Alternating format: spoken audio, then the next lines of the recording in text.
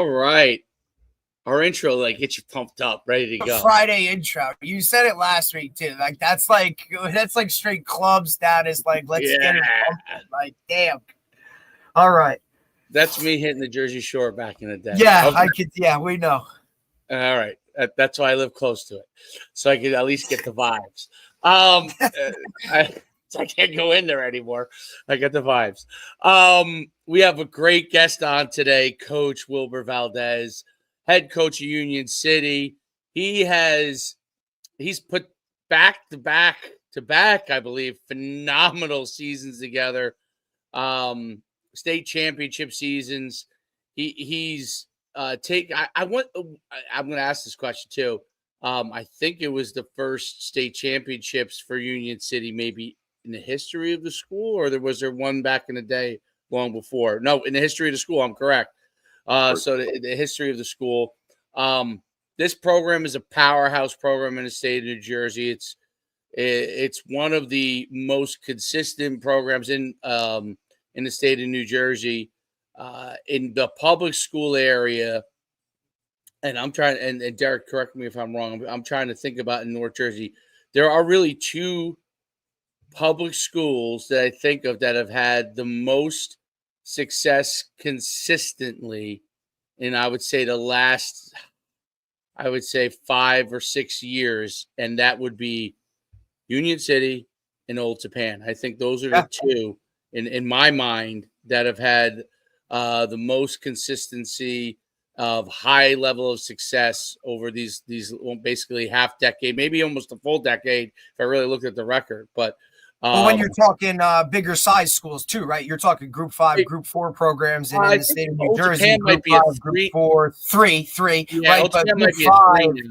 You're right, because how they do it in New Jersey, for people that don't know, is, it's group size. Group 5 is the largest. 4, 3, 2, 1 kind of works its way back down. And in recent years, the playoff structure has changed a little bit, where rather than it's broken up into sectional champs, now that we go one game further, and you have true group champs. So throughout the state, you'll have a true Group 1 champ, 2, 3, 4, 5, and then the 2 private schools. But coaches really put something together over there, and been highly successful with it. So it's great having you on, Coach. Appreciate you guys. Thanks for having me. In addition to Coach's success on the field, he is super active with coaches around the state, with the NJFCA, the New Jersey Minority Coach Association. He's really, really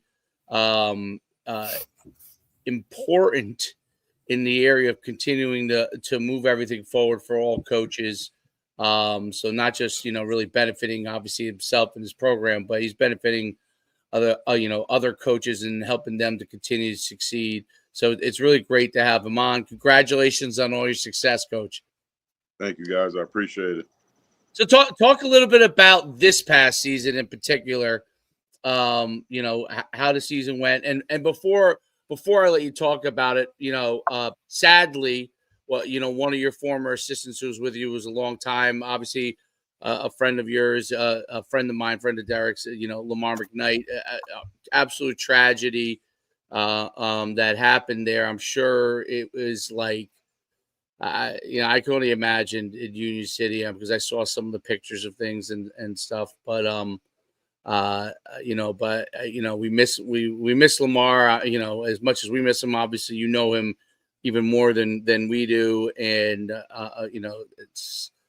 it's such a sad thing when I heard that. So, I just wanted to, make sure we pay honor to Lamar, and mention him here because, he was part of, a lot of this stuff as an assistant that you guys are doing. So, but anyway, I just wanted to state that.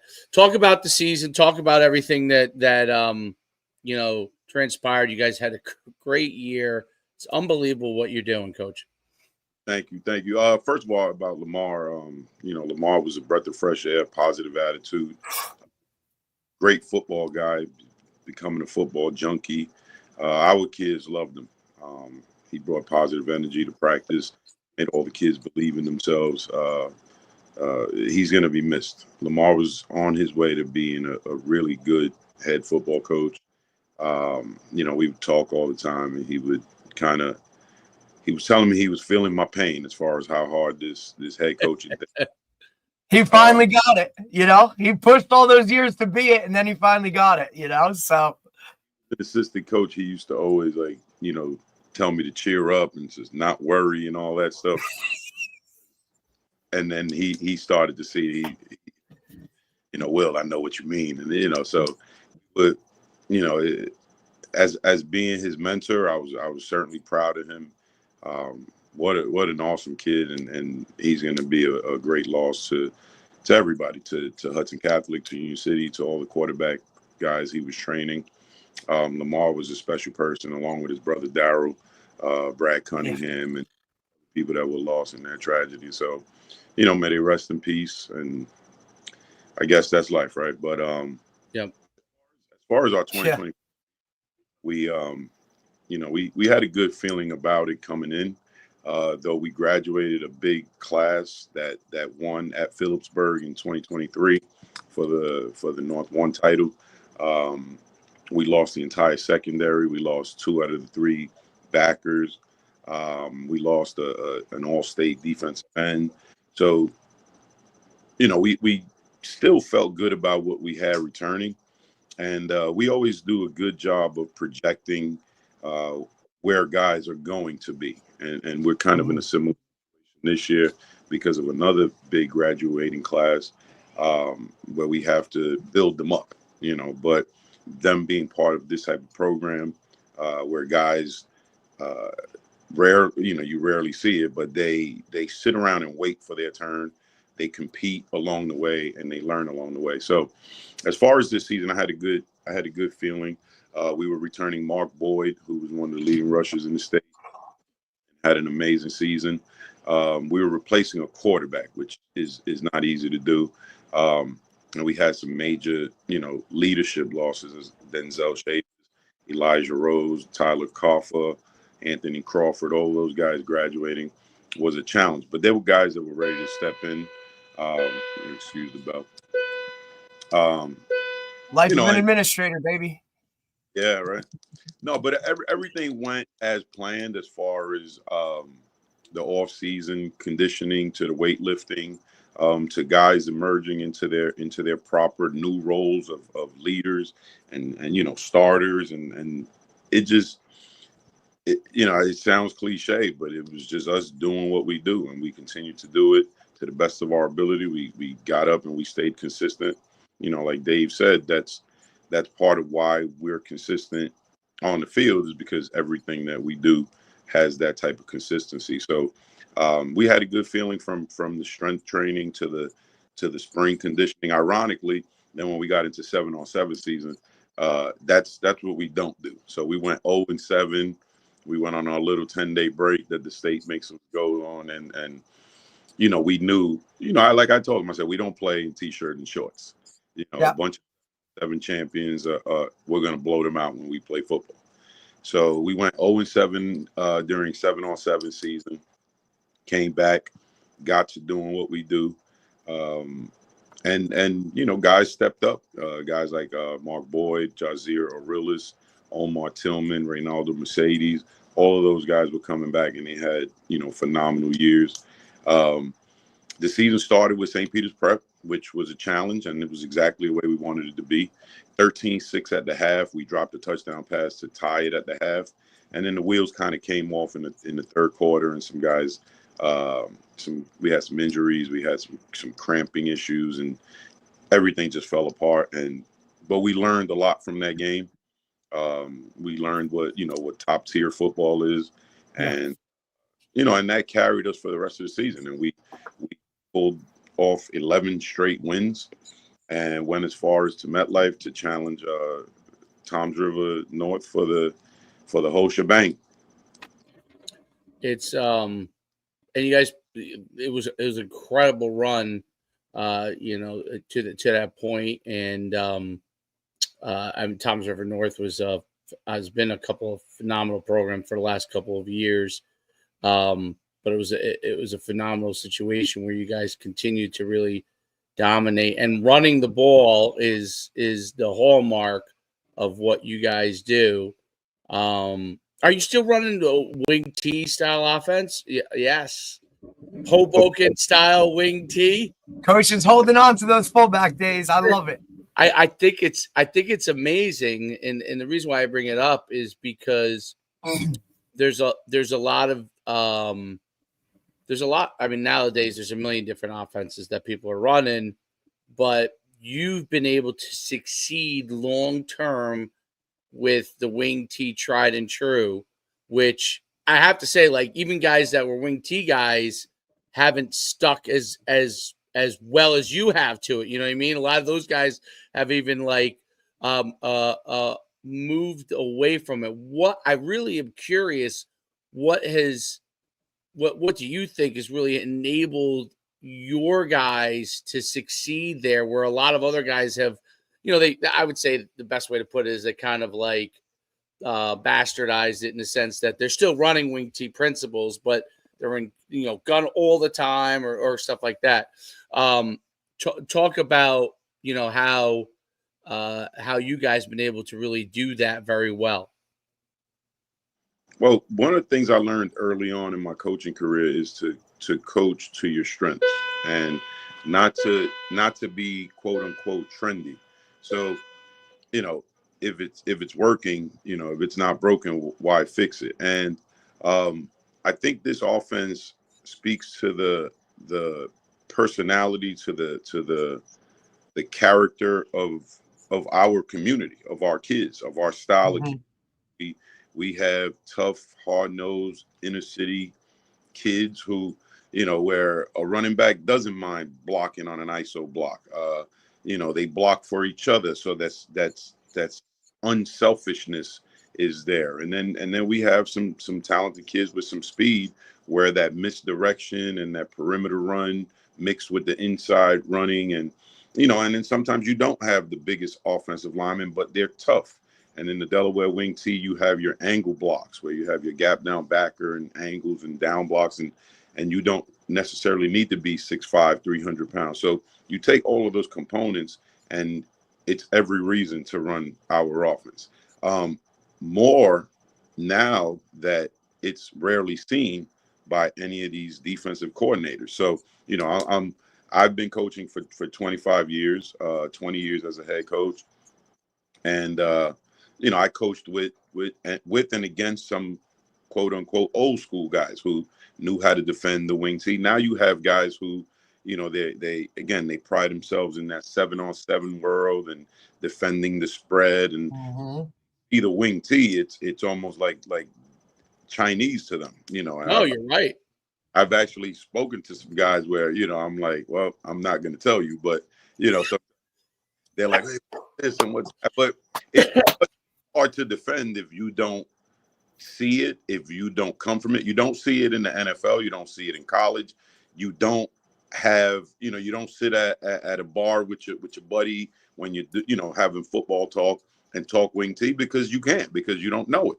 So, I guess I'm a generation ahead, because, the people that I would sit around and talk about wing T football was, Coach Ascalese at North Bergen, obviously Ed Stinson, who I coached with and played for.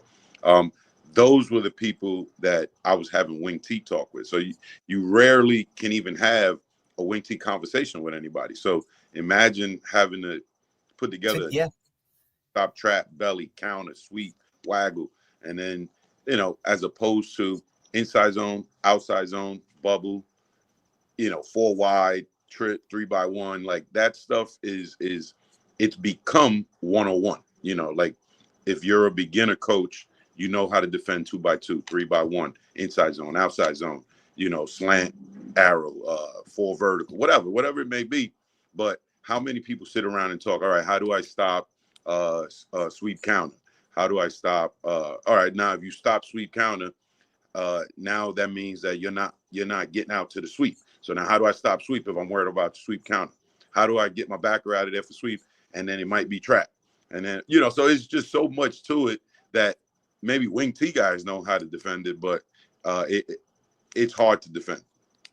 I also think, Coach, it goes back to and Dave, we've talked about this numerous times, right? Just how the game has evolved away from that type and that style of football, that downhill, smash mouth, in your face, type of physicality or physical football, where guys, and like I said, Dave and I have talked about this numerous times. Like you look at the higher levels, they're recruiting defenses now to stop, spread 2x2, RPO game. They're recruiting guys to do that defensively. And then with the rules and how things are in high school football, the amount of contact, the ability to tackle, that in the box type of physical play that the wing T isn't what kids know nowadays. It's not. It's that flag world. It's that 7-on-7 world, like we talk about it. So in just in those terms, like I've been really an advocate to that's kind of how things have evolved within the game of football itself. And you saw a little bit of it last year with Michigan and how they would come out, right, and just smash mouth football downhill in your face, and nobody knew how to stop it. And even if they did, just the physicality level, like players weren't prepared for it. So I think that adds a little bit to the whole thing in general too. Absolutely. There's no doubt. And look, you go and say someone gap down backer, like they have no idea what you're talking about. Like, literally, I mean, so and including line coaches, by the way, like they don't understand a lot of the leverage points of the down block and the pulling aspects of the wing T and buck sweep and the principles of like the intricacies and the simplicity at the same time of it. They just don't understand it. And so defensive coordinators, especially younger guys, like what if a lot of younger guys get their first coordinator job as? It's usually defensive coordinator, because a lot of times in high school head coaches are running the offense for the most part. And those guys that are young nowadays do not see the wing T, didn't even play against it very much, right? And I remember when I first started coaching, that was one of the beauties of that of that time period, was like in the early 2000s, was we ran at Saddlebrook, we ran literally midline triple option, Navy triple option, but we would play Waldwick, which had which ran true wing T. Greg Grudzis, I think it was. He's from East Hanover originally, and then he had that long run of Waldwick Midland Park, where he was very successful. And when I was at Powell Park, we played him. Like, these guys were true wing Ts, and there was a bunch of guys that were running the wing T. You had to know how to stop it, otherwise you were going to look stupid as a coach, because an offense that, if you're sitting in the stands, with the parents are sitting in the stands, and all the dads and that don't know anything about football, that think they know about football, are like, oh, they're just running downhill at you, and they don't really understand all the different things that come off of each play, right? And trap, buck sweep, belly keep, waggle. It's unbelievable how each thing sequentially works with each other. That's the thing that makes the wing T so unique. Talk about the you don't talk about how you call it, but talk about what makes the sequencing of the wing T so unique from an offensive standpoint, that makes it so hard to stop. Well, again, you have to have a feel for the offense. You have to have a feel for your personnel, and obviously what the defense is giving you. You may be able to take away a play or a concept because of what you do defensively, but usually, because like you said, everything kind of counters, another play. That if you stop one thing, you're going to give up something else. So that's one of the things we try to stay in a rhythm where we'll continue to take what you're giving us. A lot of what I say, and I even was watching last night, and and yes, it's college and it's big time college, and you even see it in the pros where something's working, and an offensive play caller just feels like, well, I just have to do something to show you that I know something else. I've ran the same play all the way down the field to the same side. Like if it's there, it's there. Sometimes it may be by alignment. Sometimes it may just be that you're better than them at that position or at that point of attack. And like you said, the dads in the stands that football, they might be yelling, "Oh, not that," but the misdirection, the different blocking angles, different blocking concepts and schemes, the misreads. Dave and I, three of us, I believe, played linebacker. You know how hard it is to have one key. When you have to key one person, now there's 7 different things moving in different directions. So again, it's all based on what the defense is showing you and what you practiced that week, and that's the beauty of the wing tee, is that we drill certain things and we constantly do those things, so sweep, trap, waggle drill, it happens every Monday and Wednesday. Our belly half line drill. So everything that we're running, yeah, we might put a different formation, add some motions, and maybe some shifts, pre-snap shifts. But at the end of the day, it's our bread and butter, and our kids are comfortable executing that. Well, that's exactly it. You're trying to get backers and defensive players, defensive backs, to peek into the backfield to try to guess where the play is coming, and that's when they're going to fail, because if they're not reading their keys up front, they have no chance, and that's it's so interesting.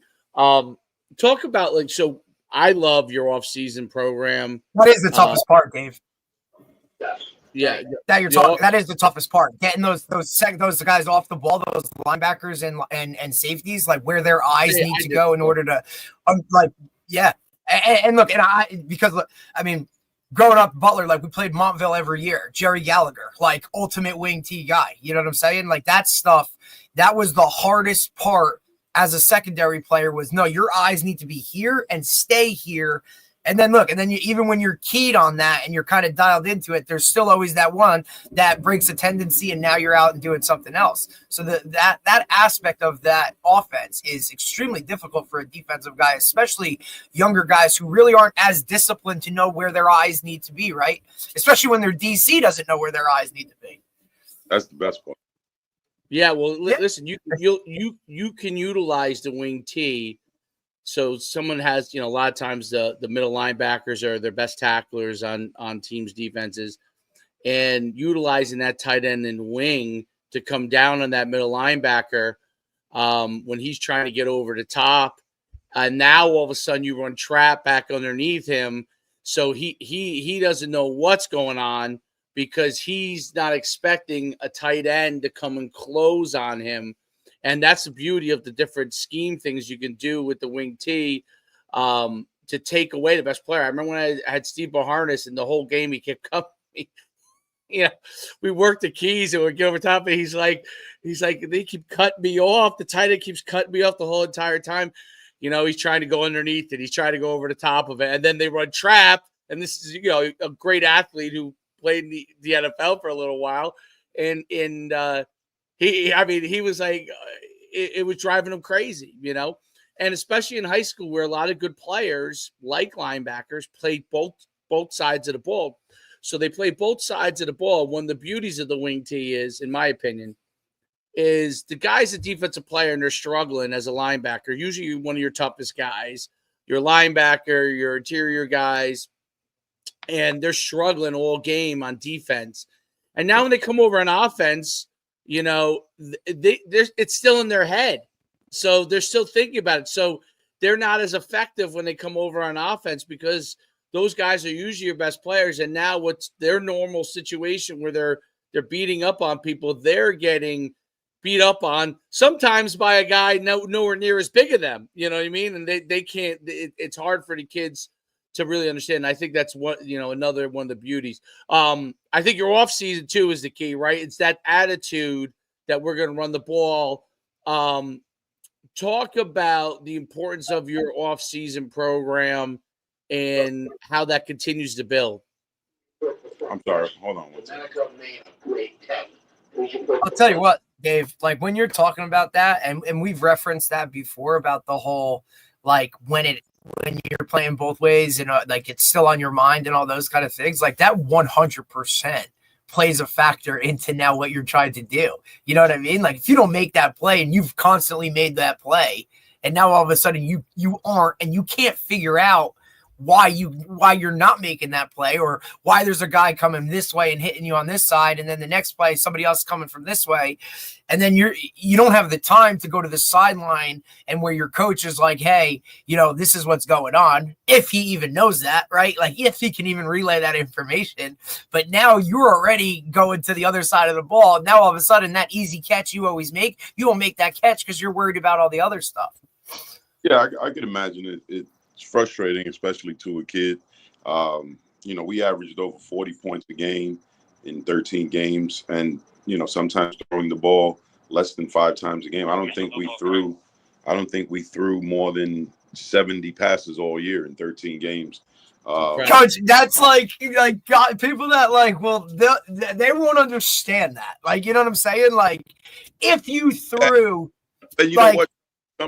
Some people knock it, and without understanding, the intricacies of football and what the objective of football is, right? It's to spot on.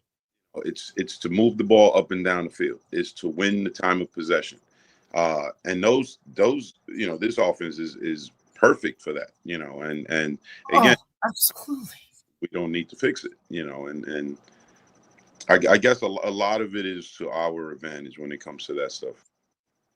And not to mention, it aids in the fact of, when you're talking about time of possession, right? Now you're controlling the ball, you're controlling the clock. The way teams are built now with the explosives, the big plays, all of those kind of things, those teams now ultimately, you're putting them in a bind, because sometimes your best defense is keeping, but the best defense is your offense staying on the field longer to not allow those guys to get on the field and have those amount of plays. So to limit possessions for your opponent is a huge advantage of the wing T. That's what it does. That's exactly it. And we would go into games. We had it was explosive on offense. We shut them out. Montclair had some guys on offense. We were able to shut them out.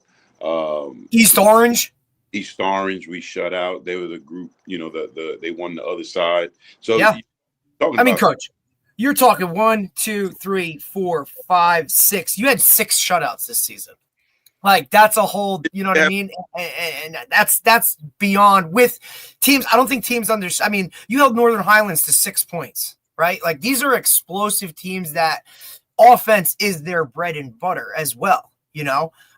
Some of those things, you ripped off that streak too. And I think a lot of the other knock on the wing T2 is it doesn't put up a lot of points, right? You're winning games with, 21 points, 14 points. Coach, we're talking, that ain't you. 56 points, 42 points, 35, 63, 51, 48, 49, 61 points for 34 points. Coach, you're putting up points in this offense. Against Passaic Tech, which I think we went back to see when's the last time they gave up that many points, and I think it took us back to 2013 or something. They pride themselves on defense. They always have exceptional defensive football players. Very good program. Able to score 34 points. That was in the final. Yep. If people are still going to question this offense, then they can stay in the stands and do that. But it works for us. We love it. It's what we do, and we're not going to change it as long as I'm here. I was starting to ask about the your off-season program and how each year you've continued to evolve it and make it better and better. Talk about what you guys do there from an off-season standpoint.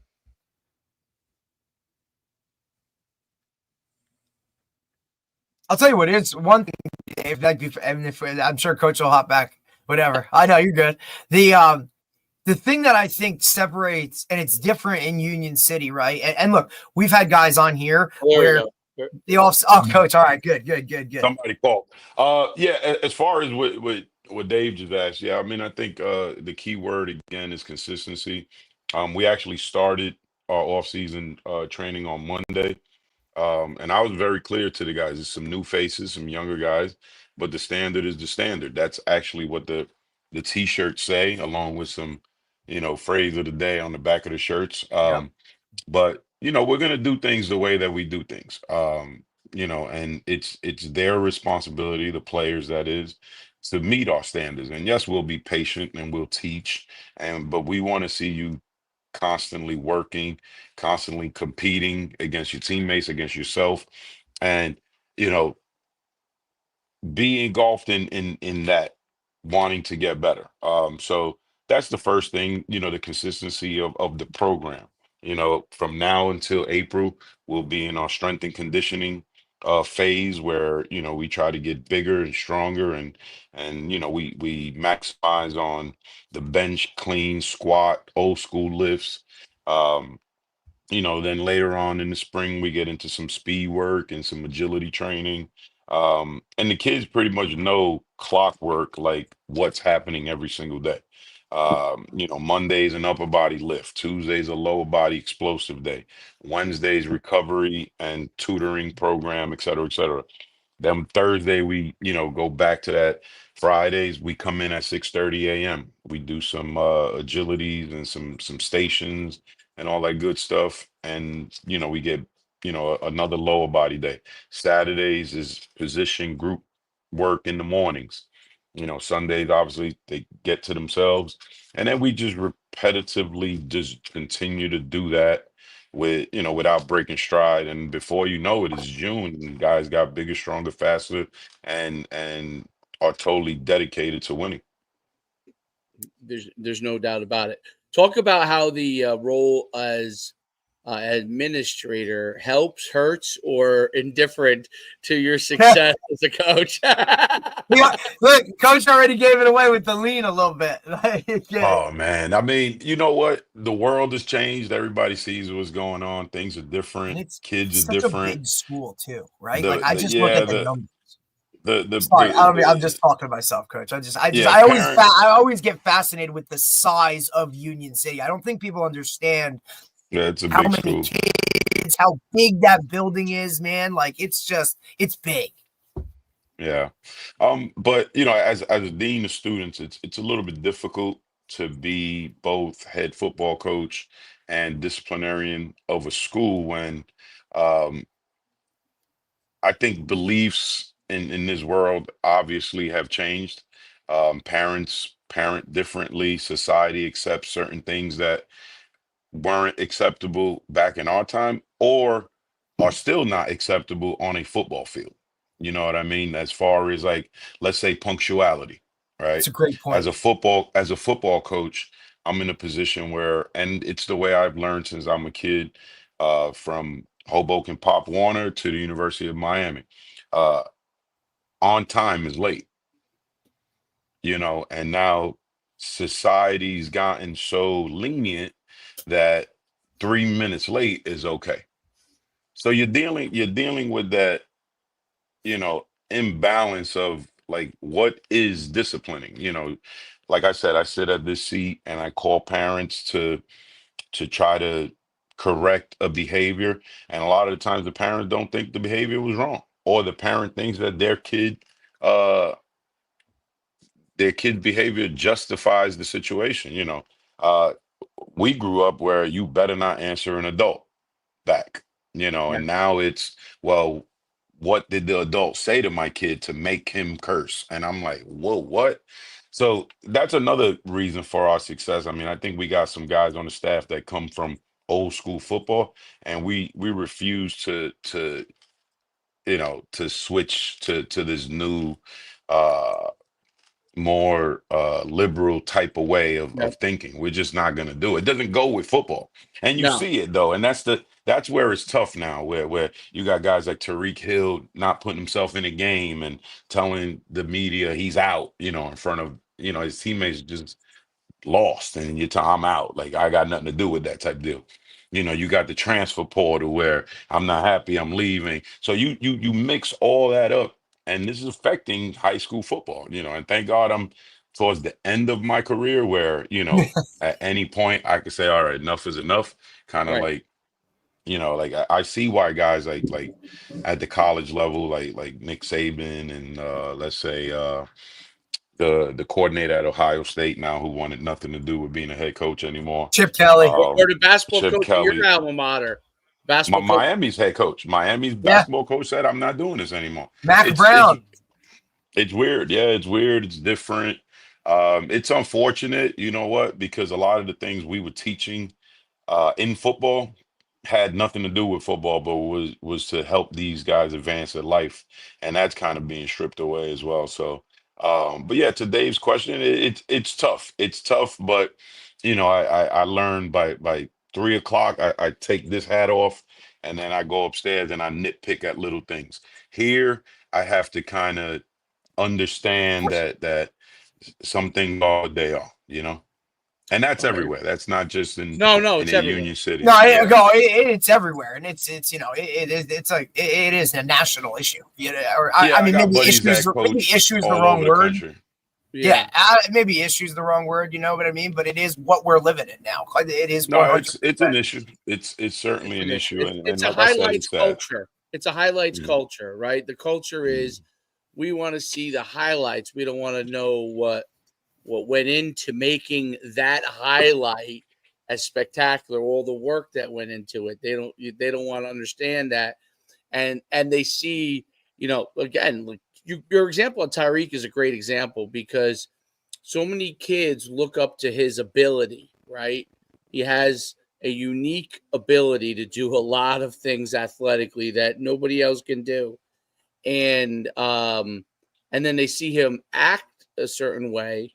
And they think young kids, because they watch only YouTube and highlights, and they see that and they think, okay, that's okay because he's going to get another contract, right? So absolutely. So they think that that can apply to them, and it's a very, very difficult thing.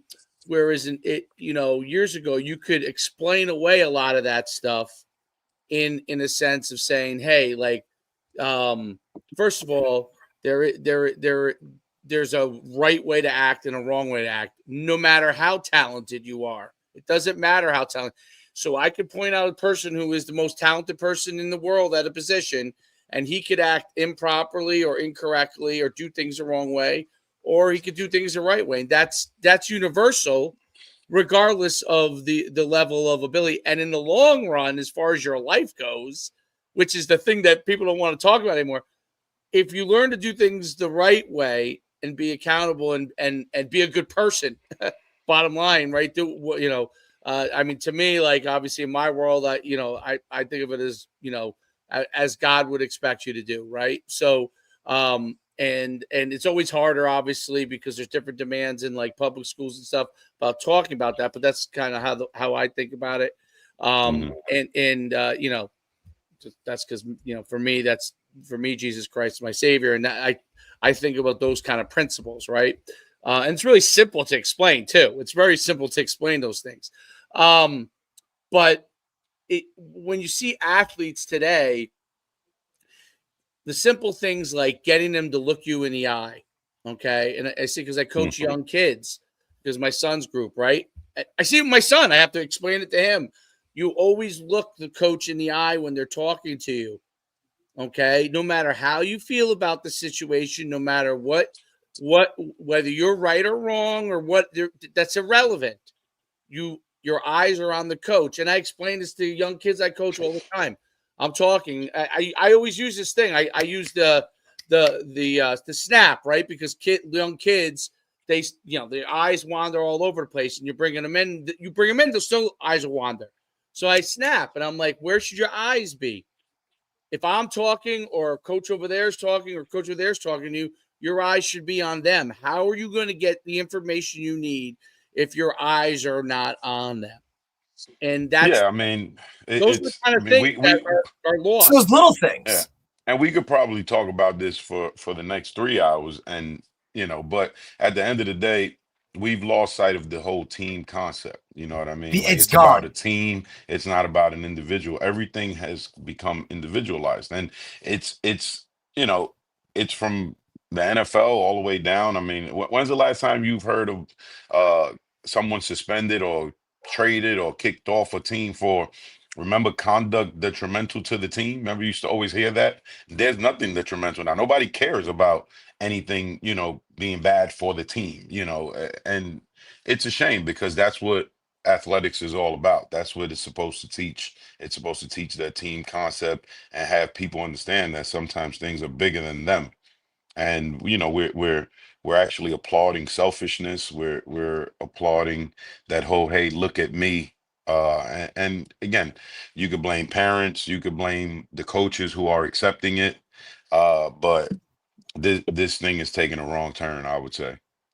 Yeah, I mean, look, a couple weeks ago, you see an Well, NFL player, right? Wasn't the linebacker for the 49ers literally quit in the third quarter, just walked off the field, said, I'm not Oh, playing. quitting is I'm normal done. now. Quitting's become a norm. so what's interesting about that is like I was an NFL agent for 6 years, and it's in your contract that what you talked about, a conduct that's detrimental to the team, it actually can literally void your contract. It's in every contract in the NFL. It's standard language, okay? And you're right. What's interesting is that is so rarely ever I don't enforced. hear it anymore. Yeah, it's in the contract still. I mean, but they're the backlash, I guess, that would come on them for utilizing it, but you almost never hear about it used as a reason to either void a contract or cut a guy. Very, very rarely. It would have to be literally an extreme situation where someone committed an actual crime that would be Right. utilized. But it's really not there for just crimes. It's really actually when I was an agent, one of the things they talked about that the crime thing is obviously an easy one to be able to utilize because you could point to something that actually happened. But it's really it was really designed because of the fact that somebody could do something that wasn't criminal that they could still cut you or void your contract for it. But it's almost you're right. It's almost never used unless there's an actual crime now. It's Because very rare. it's not important anymore. That it's not team first. So I guess that's Is where there we're a at. way to get it back, Coach? Who you telling? I wish. Sure, we could have a think tank on that one and bang our head against the wall for a long time, and I don't know if we'd even come up with it. And the other part, football is the ultimate team game, right? I mean, 11 guys got to do their job in order to be successful, and you practice way more than you play games and all those kind of things. And it's also the sport that it ends for everybody at some point, but for majority of people after high school, this is it. You only have 4 years of high school football to really invest yourself in this whole thing. And I think we could talk about it for hours about how we learned so much more from the adversity and the tough stuff that we had to go through as football players, the things we learned, right? So much aided us so much more off the field in our lives than it does anything to do with wins and losses or any of those types of things. And I think that it's sad that we've lost that part of it. I'll give you a theory I have, Coach, and I'm curious your thoughts on this. When we were in school, which was in the 90s, people played sports, but sports wasn't part of growing up per se. I don't know if that makes sense. It wasn't I remember a lot of kids who did not do, I don't know, recreation football or soccer or whatever. There's a lot of kids that really didn't because there was a lot of there wasn't the level of overall wealth. And there's obviously lots of people that are poor but as far as overall wealth where people could actually pay to get a trainer or pay, that wasn't even a thing when I was growing. I mean, literally, I remember my father telling me, like, you know what to do. Go run the sprints that you need to do. Like, I mean, Exactly. I've taught you what to do, so go do it. And that's kind of how it was. Sports wasn't for everyone per se, but in today's culture, like, everything's so inclusive based, and I don't think it's a bad thing. Like, everybody plays sports. That's great. Literally everybody plays sports, from the kid who is the best athlete to the kid who could barely walk and chew gum. Everybody plays sports. And what I think is very different now than back then, because everybody plays sports, a lot of parents are involved who never had any success in sports at all, or don't really, or in all fairness to them, probably don't even understand sports, right? Their kids playing flag, like, they didn't have the opportunity. They didn't play. Maybe they had to go to work or something like that when they were in high school, because I remember I went to high school with a lot of kids who really, honestly, they went to work. Like, that's just what they had to do. They had to go get a job, right? Now all the parents kind of protect them from all of that kind of stuff, and they all play sports, and they all want to be on a team and all that kind of stuff. And I think a big part of it is there's a lot of kids that are playing sports and parents that are involved that really, honestly, I hate saying this because I see it all, just have absolutely no idea what makes sports teams successful, or even an individual, successful, right? Like a track athlete, right? They don't have an idea about that. And now there's so many people, most parents I'm around with my 9-year-old, I would say that, like, if I'm one, there's 5 parents that have absolutely no idea to my one of anything. You know what I mean? So do you think that maybe that's a part of, like, everybody playing sports now culture? And you see it as well, right, Coach? Because you have a daughter, right? You're a younger daughter. She plays sports, right? She plays I know she was involved. She was involved with softball and things like that. So I'm sure you've seen it, like, from that side. Obviously, Dave, I got to reference Coach because I got a daughter who I got to, she's freaking not even 2 yet, but these are things I'm already concerned with. Regardless of my sports background, as soon as my daughter's ready to hang it up, she knows she's good. I don't necessarily care. She loves it, and I do love that she's learning so much from sports. The discipline, the teamwork, and all that, the camaraderie with the girls she plays with. So again, sports is a beautiful thing. What I think has happened over the years is, and I'm you can't compare it to what you had going on, Dave, back in the day. The NUC, like, that was unique. That was something that you came up with, and you did it real. It was real. Like, you had Johnny Manziel, you had Adrian Peterson, like, you had something legit, which I'm sure, and I know guys who worked for you back then. You sifted through that to make sure that you had a high quality type deal.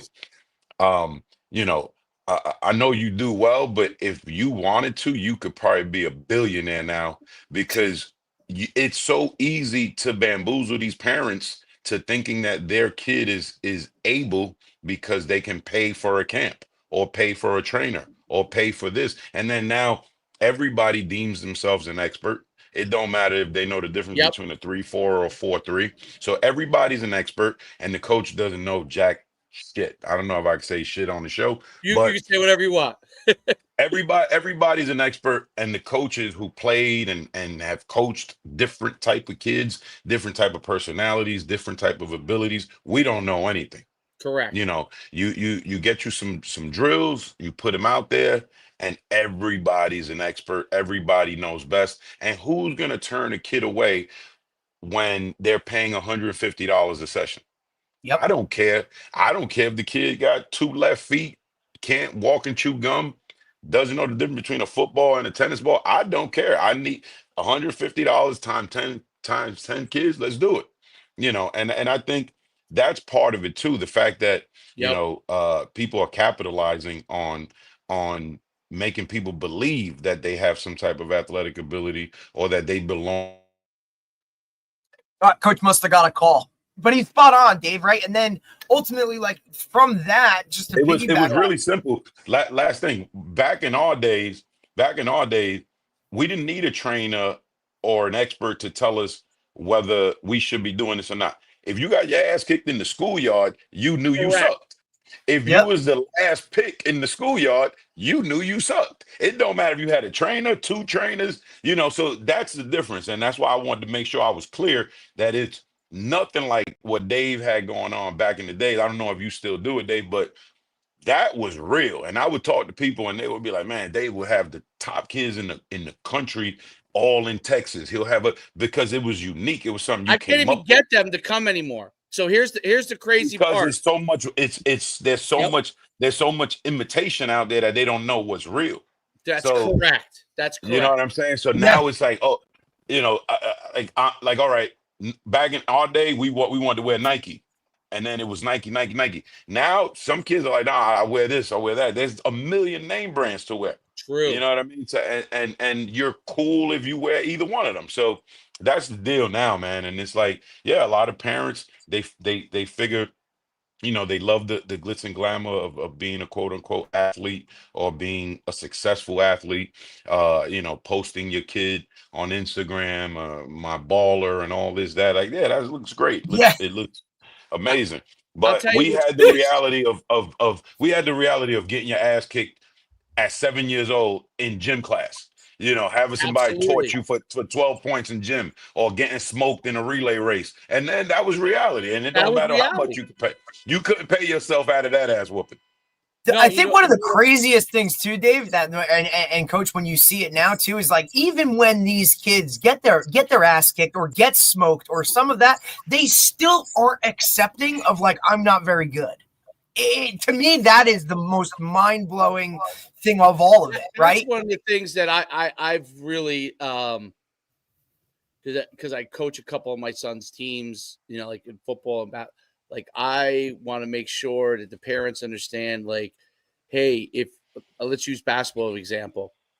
If you're on a basketball team, because everybody's on a basketball team or whatever, and your team practice is only 1 day a week, which is not enough. It drives me nuts that's what they accept as practice, by the way. Enough. I tell them, I'm like, listen, here's basketball, okay? Dribbling and shooting. Go dribble, go shoot, okay? We'll try and help you with the defensive part if you can't practice on your – but that's what you have to do every day in order – and I could honestly tell you, until I actually told them that, because I do that with my kid, until I told the kids and the parents that on a text, that I really, honestly, they did not, I just don't think they really got it until I said, physically, you need to go and shoot and dribble, okay? Every day a little bit. Listen, if you can only dedicate 10 minutes, dedicate 10 minutes. And then the other thing I thought is amazing, because I coach youth football now, and I coach a travel team, and for basketball. I'm amazed that nobody has practice plans. It drives me nuts. I have a practice plan every single day. Anytime I'm head coach or on the travel team, I'm an assistant. When he's not there and I'm in charge, I have a practice plan. I hand it out to the assistant coaches. Here's what we're gonna do today. Yeah, that's a norm. You know what I'm saying? People don't have practice plans. People don't have a plan. How can you expect your assistants and the kids to succeed and learn these things if you yourself is not prepared? And I think your point on the training stuff is really very valid. Like, any guy who played a position or played is all of a sudden believes that they can train and coach guys, and like a lot of young guys. It's not that there aren't young guys that are very good. There are young guys that are good at it. Mm-hmm. But a lot of people don't understand that young guys think that them being able to do that, like me showing you a drill that I can do, means I can coach you. No, being able to communicate how you did that drill and getting them the nuances of doing it correctly so they can, and helping them understand how to benefit from it and then repping it, that's coaching. But like, Yeah, and I have, ironically, I mean, we were talking about Lamar before, but Lamar and Sylvester Wright, who are also guys who kind of pioneered the whole they're training thing, at awesome. least up They're here awesome. in North Yeah, and Jersey. they're I've the good watched ones. them. They're real. It's legit. And you're watching legit drills, and it's not cookie cut. You know, I'll be up there with Sly, Sylvester Wright, and he'll have like certain drills for certain kids who Right. need to improve on XYZ, you know, I mean you hit it on the money. But now, like I said, you have the cookie cut copycat, and that's where we're at with it. Yep, and that's And Lamar was awesome too. yeah, he was Lamar awesome. with the quarterbacks. It's 100%. And it's hard to sift through that, right? Because you just see this array of QB trainers. Dave, we were just having this conversation yesterday about how, like, you know, certain, and Lamar was different in the fact, like, he was traveling, man, like South Jersey, Connecticut. I mean, but his stuff was the real stuff that translates into how to get better, how to do these things. There's just so many guys now that And I've because actually, they played Madden. And you know what's funny about how I've watched them two guys operate? I've seen them turn kids down because they just know, like, you know what, this kid, he doesn't have that. Like, I don't want to waste that kid's time. I'm not just gonna take the money, you know. And I've seen them where they've kind of like said, you know, I'm gonna stay away from this one right here. And then we have to be the bad guy, right? Because at some point when you tell that parent or you tell that kid, hey, you're not at the level that it takes to get this scholarship or to start at this place or to do these things, we're the bad guys because we're the ones that are actually honest rather than everybody else who's just been a yes man to them and told them what they wanted to hear and all these things. Now they get to some point where they got to really be told and reality sets in, and now we're the bad guy. Well, I continue to try and push those conversations along because it's funny, you know, to this day, like my Twitter's like inundated with kids sending me like highlight tapes all the time. And I have a program like where I help kids, but I was just in this discussion with a guy I play ball with at UConn who I do a podcast with. And he's like, how come, you know, you didn't take this guy that I had sent you? I'm like, I can't. And especially in today's world where it is really hard to get recruited, you know, because of the whole transfer portal thing. I say, I just can't take a guy on if I don't think that they're going to have a chance unless the parent agrees with me. And because I say to him, I say, listen, here's the level that I think your son could play at, could fall here. Are we in agreement that he, you know, maybe he's an FCS kid. I think he has the ability, but he may end up D3. And if he ends up D3, okay, this isn't Coach Schumann's an idiot type of thing. You know what I mean? Are we in agreement on this, that this could happen? If they say to me, yes, then I can work with them. If they say to me, well, I think they're adamant, you know, like this is the level we want him at. I just tell them Alabama or bust. Yeah. If they tell me Alabama or bust, I say, listen, you know, there are people you could go find that will tell you Alabama or bust. You probably go over there because the truth is, in the end, $19.99 a month, Alabama.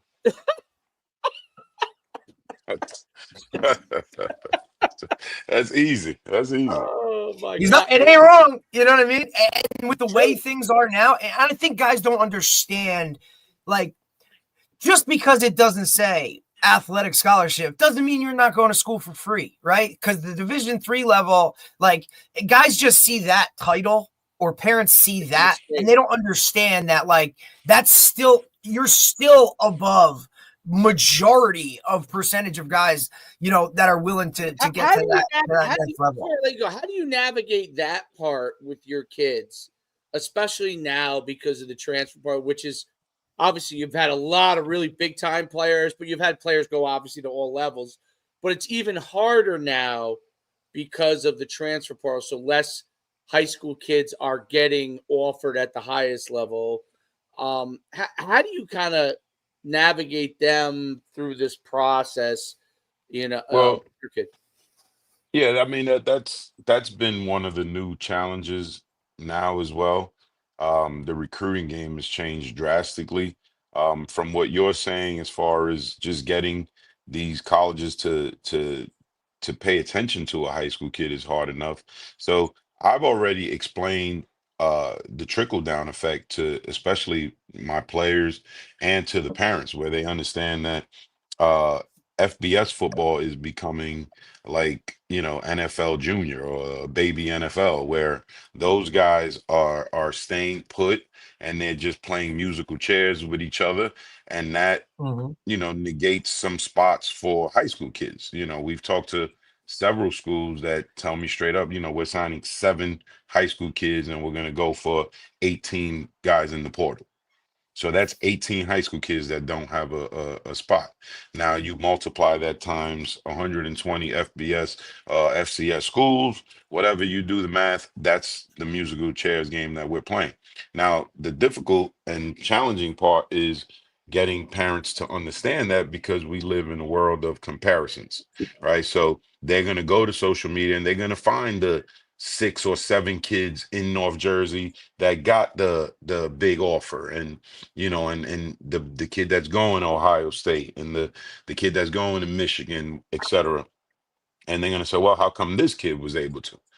My kid was good, or my kid had those numbers, et cetera, et cetera. And it's putting coaches in a bind where, like, we have to be realistic with these kids.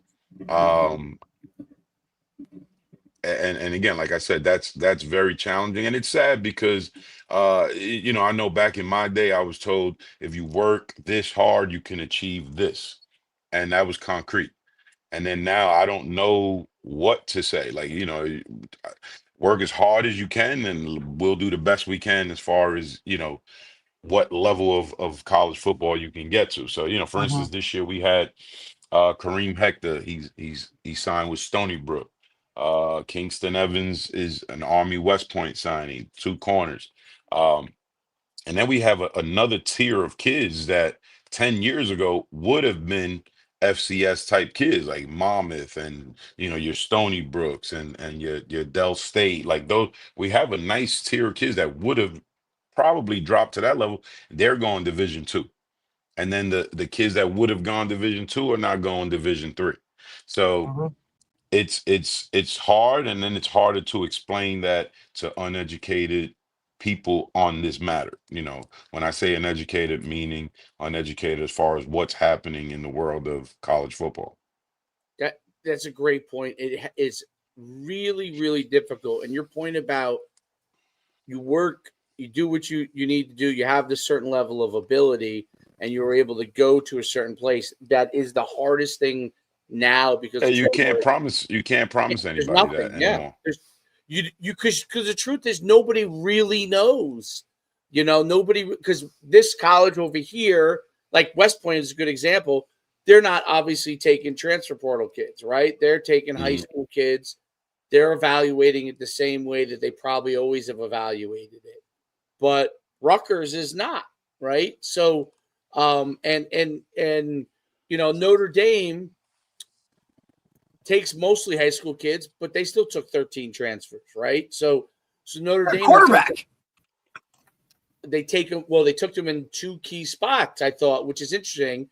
They took kicker and quarterback, right? The 2 key spots that they feel that they needed, like, quote unquote, an ace in the hole there, right? So, and I think that's really, really difficult. I think you nailed it too. It's just continuing to It's let them know imperfect that, science. and not to get discouraged, like hey, you got to take the opportunity that is available to you, because it's still an opportunity to go to college. Like that's Mhm. I think that's so far that people just that's something that's so like taken for granted for, and I don't know if it has to do with like everybody goes to college now, right? Because kind of that aspect of the whole thing, but like some of those like titles and whatnot, that, and like Coach had, uneducated people that don't really understand it, don't stay up on it. I mean, look, we have high school coaches that are right alongside of us that don't understand the whole process and how things are working today. If you're not constantly up on it and paying attention to it, you're going to be left in the wayside. And the other point, Dave, we've talked about this too, is the high school coach is almost removed from the recruiting process in some points now with social media and those things. These coaches can go directly to the kids, message them, have that conversation, and hey, coach, guess what? I signed with so-and-so, or I got this. And it's, wait, I haven't talked to anybody. Like, they don't even feel a need to talk to high school coaches anymore at some points. It's a difficult world to get in, and it's an imperfect science. You could do everything right, and it still doesn't work out. That's what makes it, very difficult. I think the positive part of it is that the key is sports. Sports teaches you really important life lessons, and that's the thing that's key. Like the kids that play for you, the beauty of the wing tee is that it teaches you you're going to have success because you're willing to grind every play to be good. And in life, that's kind of what's going to take sports out of the mix. That's what's going to happen. If you want to be successful, you're going to have to be willing to grind and be able to put yourself out there and work hard to be able to make it happen. And it's not about whether you're going to do that against scholarship. I tell this to the parents that I'm friends with, that coach me and stuff. And I tell them this all the time. You're going to spend more money on travel clubs, a trainer, all this kind of stuff. If you just never did any of that and saved that for college, if you added it all up, but you would have your kids' college tuition, at least for 1 year. I know it's so expensive now, but at least for 1 year, all the money you spend on all the clubs, all the stuff from the time they're young kids. So there's no point in getting worried about this or that because you just threw all that money out the door anyway. 100%. From what you're going to spend for all these different teams and stuff you play on. So that's for sure.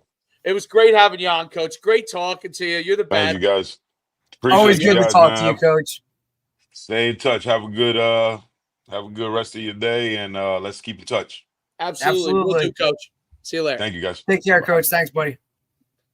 That was great. Great. Always good talking to him. Oh, yeah. Always great talking to him. Different perspective, right? I mean, if people did any of the research on Union City itself, like I know I brought it up earlier, but like to wear those two hats, and I'm glad you brought that up too as well. He's in a position that's, within a school building, like he's the least liked human in that school in terms of a disciplinarian administrator. You know what I'm saying? To hold kids accountable and those types of things in this day and age is extremely difficult. And then, like you said, at the end of the day, takes that hat off, and now he's the head football coach. And at a Group 5 school here in Jersey, I'm sure you could look up the statistics of how many kids go to that school. It's easily over 2,000. Look, it's Hudson County. It's not exactly, you know what I mean? Like he said, inner city kids. I mean, that's a tough.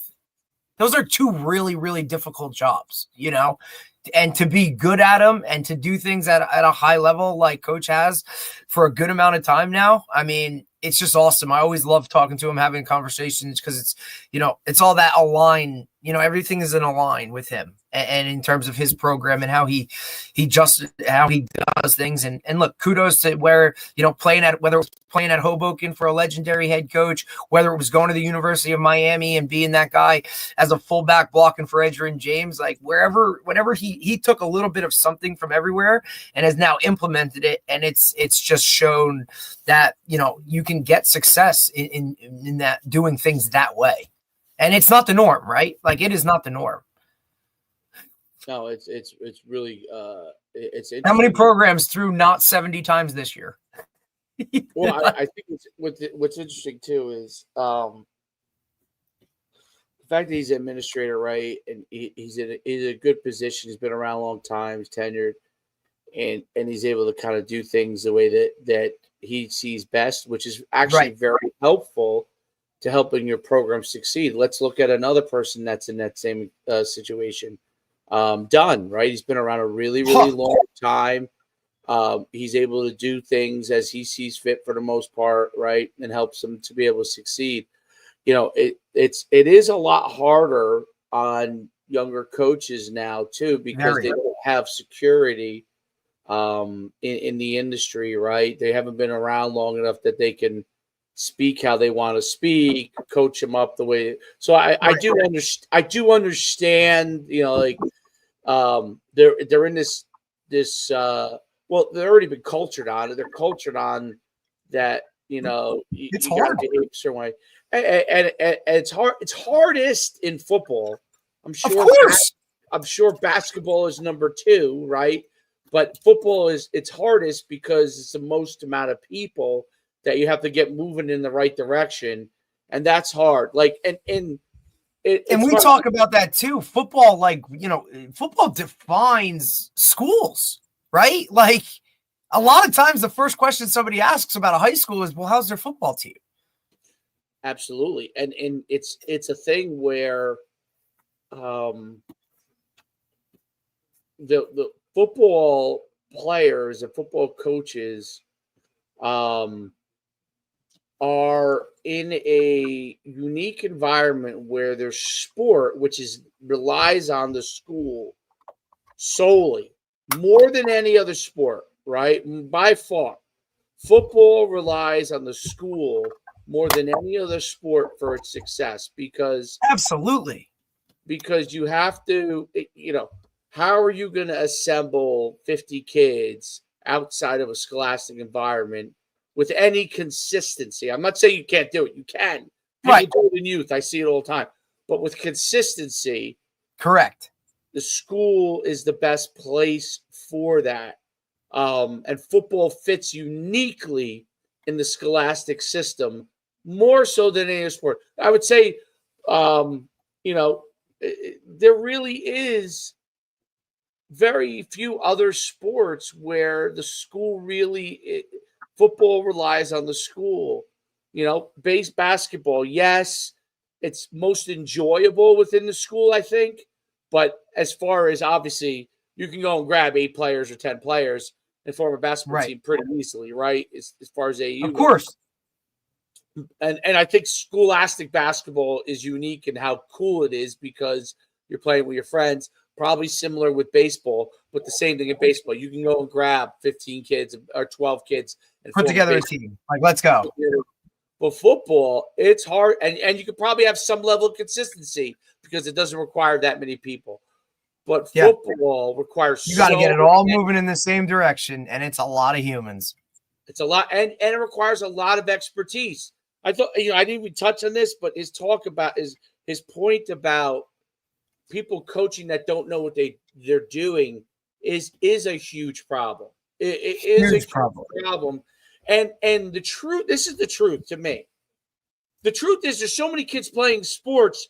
There's absolutely no way at the youngest level, and even in high school now, because every high school has programs, that you could find enough guys that do know what they're doing in each sport. It really is impossible. So it's easy to go and say that coach stinks, right? But the truth is there aren't enough people just willing to do it, right? Well, that's the other part too. Like, it's a unique thing where, like, time, it's not a monetary gain unless you're at the highest levels. You know what I'm saying? A lot of times you're working for free, and when anything's for free, is somebody really going to put into it what is deserving of it or what needs to be done to be good? Just the whole passion aspect of it. Like, when it comes to this sport itself, like I said, just you're practicing more than you're playing games. Like, that's the whole thing in itself, right? Like, there's no immediate, type of reward that comes from this game. And then the whole trust the process and work towards something that's so far down the road that's hard to really see unless you've done it and been in it. Like, people just don't want to be a part about that. They get burnt out. They're this or that. It's not something that's, it's just different.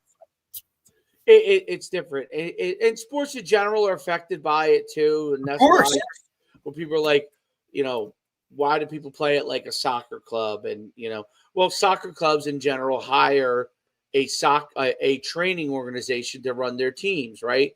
And that's what makes it cost so much money. But that's also what gives them a level of consistency. They know they go hire this group that trains soccer, and there's like 30 of them on their staff, and they run the club for you, right? And so that's very, very I mean, soccer is uniquely figured this out. I guess probably in Europe is where they figured it out. Of course. It's an international thing. Right. They uniquely figured out, like, how do we get people to play as a team and how do we get them to be consistent? Because in Europe, there is no school thing. It's all club related. And that's how they figured it out. They basically pay coaches. It's not, and that's different, right? Like, that's coaches. Different. Look, we were talking about this yesterday. We talked about the other day. We were talking about how the United States is uniquely different in that your school is your team, whereas abroad, that's not the thing. Club teams are basically your high school, whatever type of, So the amount of parameters on things and rules and all these other kind of stuff, like if you're just not aligned and you're not willing to be all in. And I posted something about that the other day. Like, if you just don't love this isn't for you. That's the other part about sports too, is that in general, town-run rec sports is gone. Okay, almost gone. And you're seeing it. So with that was where any kid could go, didn't have to have any pressure. They could, stinky kids, great kids, in between. They could all play. Blah blah blah blah. Okay, that kind of went away. Now you have travel teams with kids that really aren't as talented, and you're trying to figure out how to work these things. And you think you're on a travel team, but you're really not on a travel team. You're on a glorified rec team, but there is no more rec, right? So, right. So parents get false understandings of where their kids are. Everybody's been telling them they're good. Right. Or you get like, hey, I'm on this team and this is the best team, but this kid doesn't really belong there. And they don't realize that, like, it's not explained. It should be explained. And I think it comes down to that. Together. We just, even though we're the top travel team and we have 2 superstars on our team, which are great, the other kids we want all our friends on here, and we're relying on these 2 superstars. And why is that? Because we know we got to go away for a weekend, and we got to be around other people that we want to be around, people we know, people we're friends with, because nobody wants to embrace discomfort in any way, shape, or form anymore, and it's a fucking epidemic. Like, sometimes things are just going to suck, dude. Like, I'm sorry, that's life. To me, there's no other way to put it. Sometimes things are going to be uncomfortable. You're going to have to be in situations where you don't want to be, or talk to somebody who you might not want to be around. But that's how you grow, and that's where you really see the joy in certain things, because not everything is meant to be hunky-dory, happy, hoo-ha, dude. Like, that's just not how it is. And people want to get as close to that level of protective bubble type of situation where everything is great. Like, it's just not how it works. So, and it trickles down, and it's unfortunate that, that's the society we're living in. And I hate to be that person or that coach that's always referencing, oh, when I was, or when this, or when that, and like this. But there are certain things that I will stand on forever and ever. And that's part of this. The golden age of sports, okay, to me, all right, where the talent level equals, like, aligned with, like, everybody getting opportunity, aligned with a culture where people were for the team, probably was the mid-90s, I would say, to the early 2000s, like 2005, 6. Like exactly. Like when I left high school was when it started to change. Right. Everybody from like probably around when I graduated high school, to when you graduated high school, maybe a couple of years after that. But I think it was more like college, when I was leaving college. So like 07, 08, somewhere around there is where when it was like, whoa. That was like a 15, 20 year run that was golden for sports, in a sense that, people would want the best players, regardless of race, color, like they wanted the best players on their team. People were getting opportunities. You still had fundamental values applied, right? Fundamental values still applied. And that did start to change, like it was really beginning to change when I actually got when I was still an assistant, but I got like my first, around the time I was getting my first head coaching job. I was surprised. I was not ready for that. Okay. Right. I was certainly not ready because obviously, I went to college. I went to grad school. I went to business.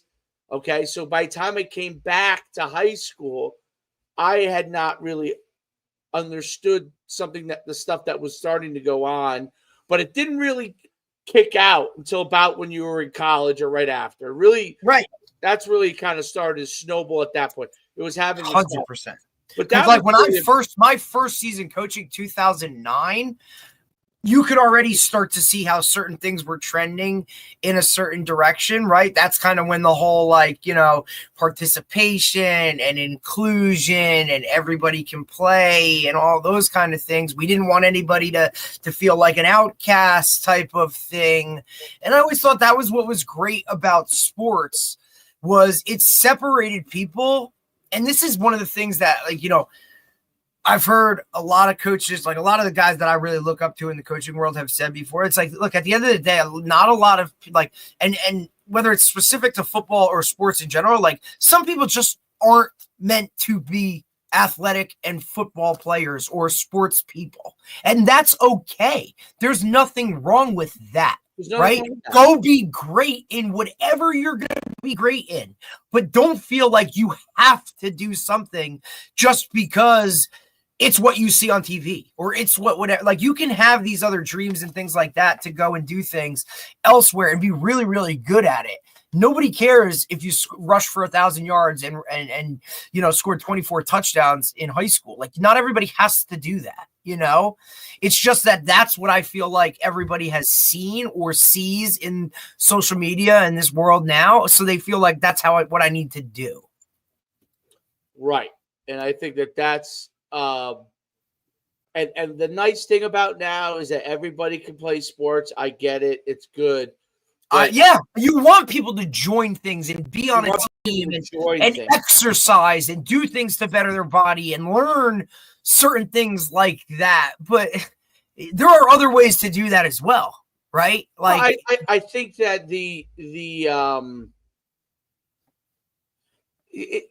I don't know what the answer is, but I don't know if there is one. I don't know if there is one, but I feel like there is everybody knows something about what's going on in the sports world because everybody watches sports and everybody plays now, which I could tell you I went to school. Wasn't like that. I went to school with kids. I could honestly tell you who are great kids who were actually they look like they might be athletic, but they did not play sports. Like it was not like they would tell you, dude, like, I stay in shape, but I don't want to play there sports. Were kids that they went to the gym. I'm telling you, they were in shape. 100%. And they could go and they could bench whatever and they could be this strong, but they sucked at football. And they didn't care. And it was like, dude, we're good. Or look, there was also, and I think this is another part that I have the big piece of this puzzle that I think factors into it is just gym class. Fiz Ed in general is nothing like it was. Like now it used to be great. Hey, you have let me come on in, change your clothes. Okay, I'm gonna take attendance. All right, you have the option of you can go basketball, ping pong, volleyball. Go pick what you want to do, and I'll see you in 90 minutes. Like, what the is that, dude? Like, that's you. Some people don't like to sit through English class, right? But you still got to read the books and answer the questions and take the test. Fiz Ed structure within education in the United States, to me, is a catastrophe. You nailed it, dude. You nailed it. Like, that's where you start to weed out. Like, I'm a sports guy. I'm not a sports guy. I'm a little bit of a sports person. Well, you know what, I'm saying? Went to? Because I was doing my student teaching, and I was like, I can't. I'm not going to. Yeah, So I did my student teaching for gym, right? I was getting my master's in Fiz Ed, okay, and I was at Columbia, and Columbia was at the forefront of this whole like don't compete thing, because I remember I'd sit in class. We actually used to divide gym class up, and we did it on our own as students. We would call it like AP gym, right? Okay, if you wanted to come in here and actually sweat and compete and like play a real sport during gym class, you go over here and we're going to do this. The rest of you guys that just want to like just be here, change and take us an 80, okay, you go over there, right? Like, because there were people in gym that like, you know, hey guys, like, and it didn't have to be like sports people, but they still wanted a little bit of competition to like get some physical stuff and do it, right? It's gone. Now, like your best athletes in gym class are like, all right, I'm chilling. I got practice today. When I was in my master's program for Fiz Ed, this is what was Columbia was preaching. It's crazy. You got to hear this because this was interesting. They were preaching fitness only. Okay, no competition. Okay. And mental, basically, the only way I could put it is like a version of mental empowerment, meaning, of course, I'm like, and I would sit there and believe me, I was obviously Columbia's this radically leftist school, and I'm this meathead football player, and whose father is a phys ed teacher for 50 years, and I'm like, wait a minute, I'm like, I don't understand. Well, it's hard for guys like us to understand that. And they were like, no, we want you to teach it. So when I did my student teaching at Ridgewood, okay. And they put me and they put Ridgewood's program was very much about like physical fitness, and it was a great. I will give it was a great program, but my whole thought process was this will work really well at Ridgewood, okay? Because Ridgewood is wealthy kids, the parents have means. They will understand physical fitness and how important it might be. They might buy the fact that you didn't have too much competition in gym and all that kind of stuff. They might buy into it, right? Right. This is not going to work at Saddlebrook High School. This is not going to work at Butler High School. You need to have options, okay? Meaning, okay, group for fitness. This sign up for fitness. Great. This group over here wants to play, for lack of a better word, dodgeball, right? Great. Those kids are a different kind of kid. This kid over, and Saddlebrook used to do that when I was in my father's phys ed program, the guys that ran it. We used to have those choices and those options, and people could go where they fit in, right? Like, I wanted to compete in gym. Like, I wanted to play speedball, where you basically, it's like handball. You know what I mean? Yeah. I wanted to play handball, dude. I like firing that ball. It felt good. You know? But there are kids that really just wanted to walk around the track. Great. That's fine. That's what you should have. But they tried to make it this one thing where everybody has to be included. So now the jocks are walking around the track, okay? And you know what happens when the jocks are walking around the track? They see the hot girl. They pony up to her, right? They're kicking it to her, and that's what ends up happening as they're walking around the track. And now as the teacher, you're monitoring, this guy over here trying to kick it to that girl over here. You know what I'm saying? Yep. Instead of putting them into places where they'll be interested. So the girls might want to walk the track. Great. Let the girls walk the track. Go do it.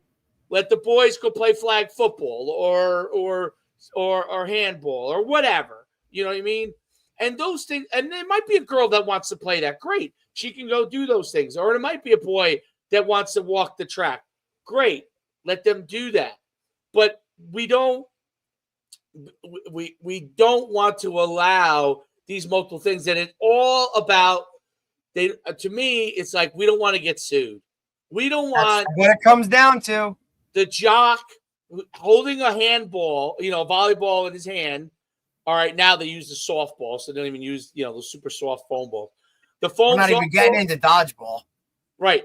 Throwing and accidentally pasting some girl who's standing over there, right? Yep. And that's what they're worried about. And so that has killed Fiz Ed. It's crushed it. And now the jocks don't want to take Fiz Ed. None. Ask Troy if he likes Fiz Ed. He doesn't. Yeah, he probably says it sucks. He doesn't even like Fiz Ed, dude. This is a kid who would love Fiz Ed. And who plays sports on the regular. Like, He that's should his love life. Fiz Ed. How does he? I said, do you do push-ups and sit-ups in Fiz Ed? No. Squat thrusts in Fiz Ed? No. I don't know. Do you guys have the gym dollies where you do races with the gym dolly? Remember those? No. Gym dollies? I used to love the gym dollies. The little scooters. The scooter, yeah, the little scooters. You know why they got rid of those, right? Because somebody ran over their finger.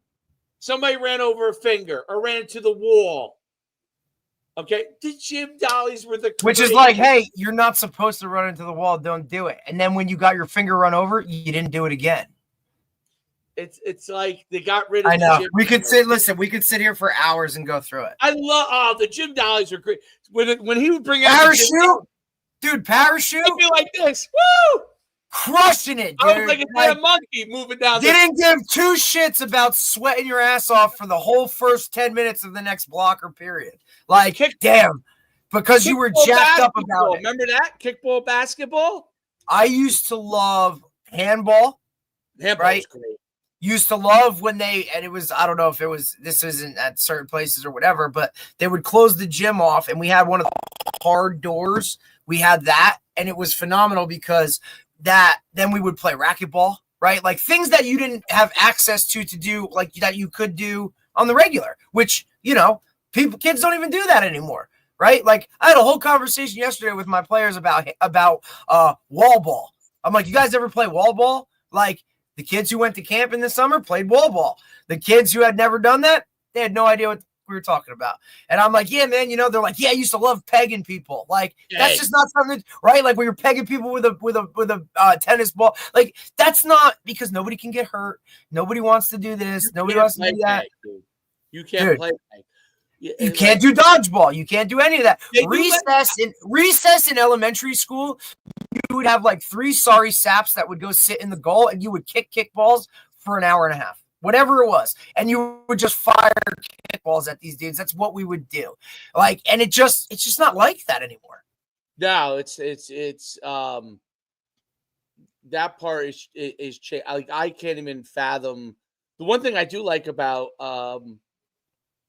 my kids' school, the cat, like they actually let them, if they want to play wall ball, as long as it's not peg, they can play. That's okay, and that's fine. We'll tweak it. We'll do whatever just to get it They could play two-hand touch football, which is cool too. And that was also part of it too, like knowing how far you could push that envelope without getting in trouble. Like, there is no. I remember, I don't know if you had this by the time you're in recess, but we really used to have. We used to play Kill the Man, which was the greatest. I love Kill the Man, but you can't play that anymore. Where you basically, the ball would be in the middle, someone grab it and run, you tackle them. You can't do that anymore.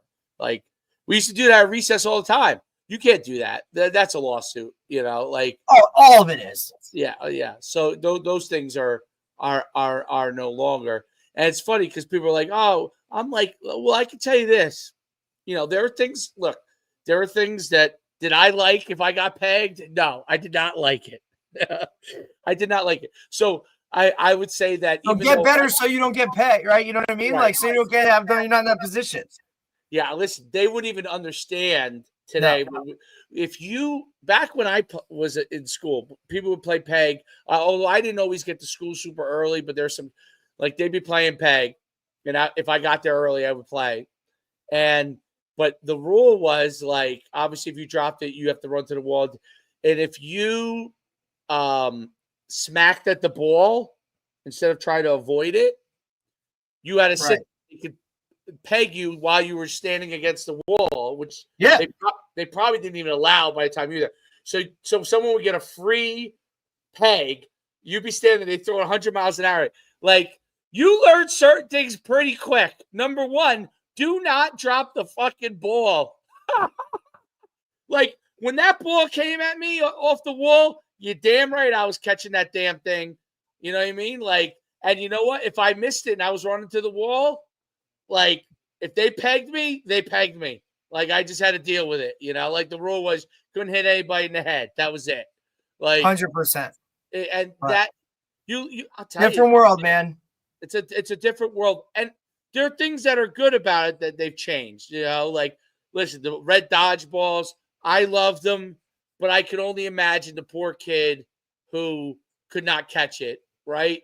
So someone who, like you have a cannon, you throw the ball, and some kid who really didn't play sports was standing there and dodgeball. So always, you wanted to get the weak ones out first, though. That was part of it, right? But you couldn't use the. There's a method to the madness.